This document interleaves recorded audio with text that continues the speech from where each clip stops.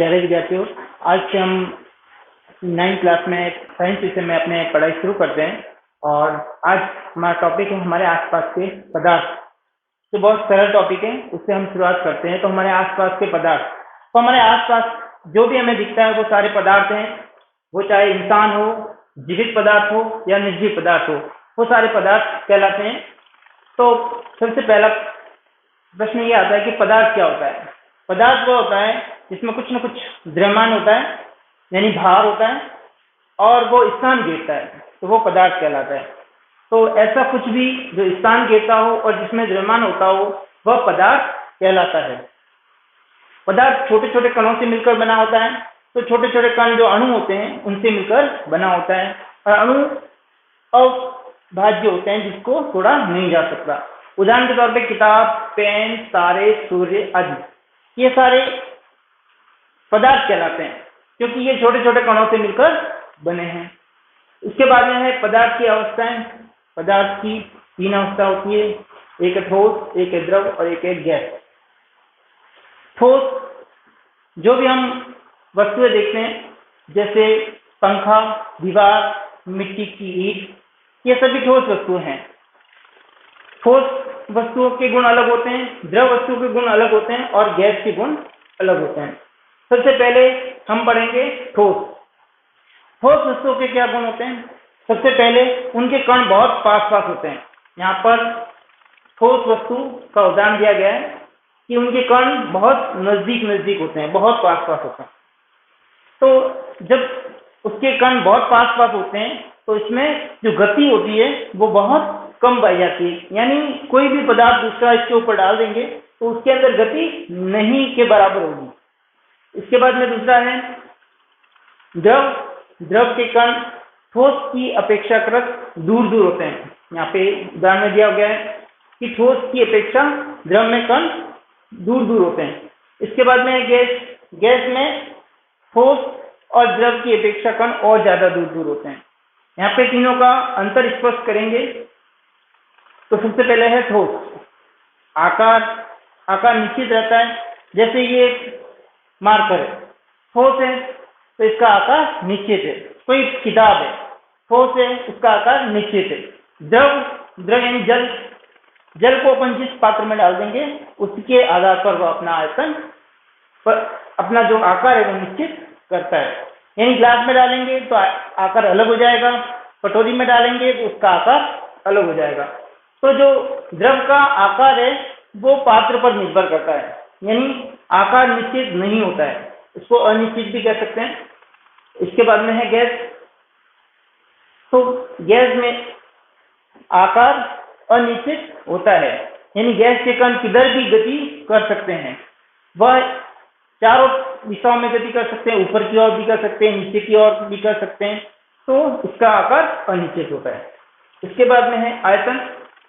तो ठोस का आयतन निश्चित होता है। ठोस है, उसके कण एक दूसरे से जुड़े हुए रहते हैं तो उसका आकार आयतन निश्चित होता है। द्रव का आयतन भी निश्चित होता है, यानी जो उसका आयतन है वो उतना का उतना ही रहता है। पात्र के अनुसार वह आकार परिवर्तित कर सकता है, परंतु आयतन निश्चित होता है। गैस का आयतन अनिश्चित होता है। इसके बाद में है बहाव, यानी बहने का गुण। ठोस के अंदर बहने का गुण लगभग नहीं पाया जाता है। बहाव का गुण द्रव में बहुत अधिक पाया जाता है, क्योंकि कोई भी सतह पर जब हम द्रव पदार्थ को गिराते हैं तो वो वहां से बह करके दूसरी दिशा में जाने की कोशिश करता है। इसके बाद में है गैस में बहाव का गुण और ज्यादा होता है। इसके बाद में है कण।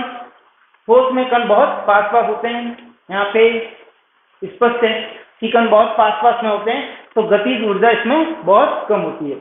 इसके बाद में है द्रव में अपेक्षाकृत कण दूर दूर होते हैं तो उसमें गतिज ऊर्जा अपेक्षाकृत ज्यादा होती है।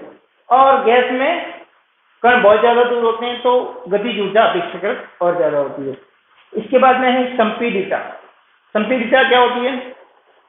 संपीडिता यानी किसी भी वस्तु को प्रेस करते हैं, यानी दबाते हैं, तो वो वस्तु कितनी दबती है, उस गुण को कहते हैं संपीडिता।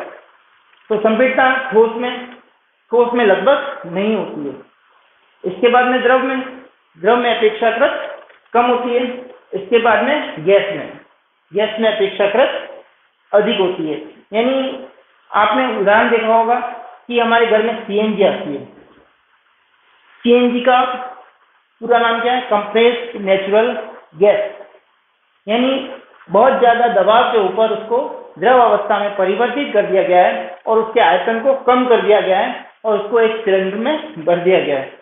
तो गैस में संपीड़ितता का गुण सबसे अधिक पाया जाता है। द्रव में संपीड़ितता का गुण पाया जाता है, लेकिन अपेक्षाकृत कम पाया जाता है। ठोस में संपीड़ितता का गुण लगभग नहीं पाया जाता है। तो ये पदार्थ हैं। आपको पता ही है कि इस संसार में जितनी भी वस्तुएं हैं वो मुख्य रूप से 5 तत्वों से मिलकर बनी होती है।